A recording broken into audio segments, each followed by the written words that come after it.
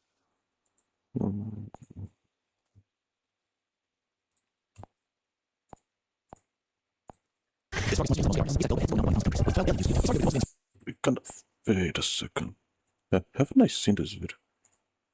Probably did, whatever. Oh, probably did. If I didn't, well, let's pretend that I did. Well, anyway, maybe I saw a similar video, a very similar one. Well, I guess that's it. So let's see. Attack. Mm. 50.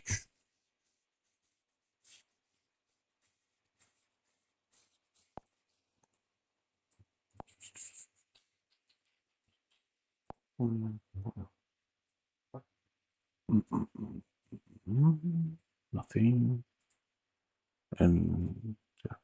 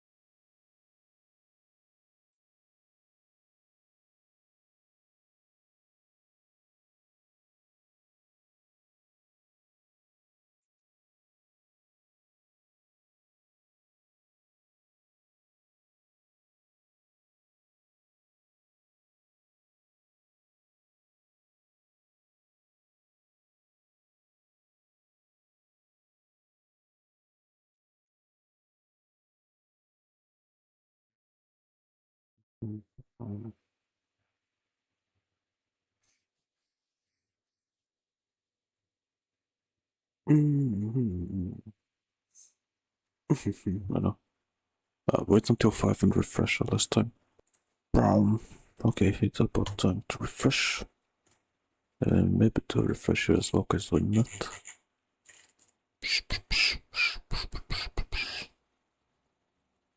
Nope. Nothing. I'm not watching this, even if the video is decent enough. I'm not watching this.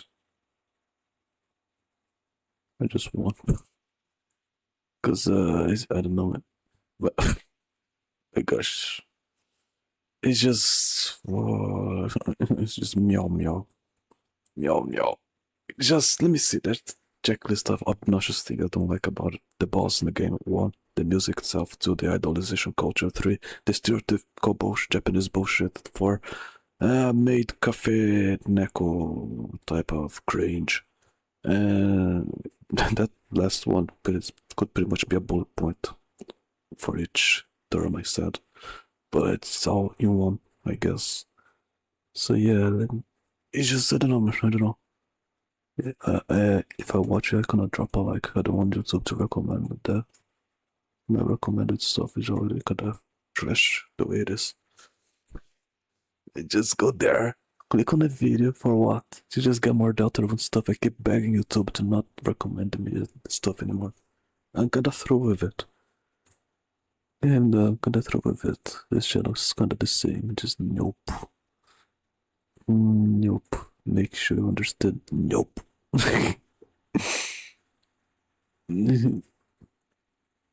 Let me see. Gotta make sure I don't have it on my history. Make sure. Even if his channel doesn't get me recommended, I just similar ones and others. Yeah, that's it. Hello, dummy. Okay, I can double check the links here. Just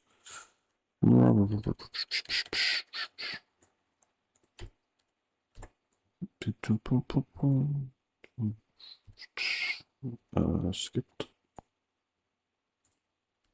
Skip. Let's do Y. Stop. And just skip the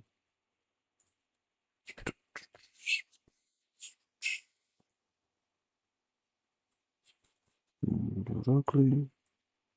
Show up, Sony. Let's say Sony again, and the most the key.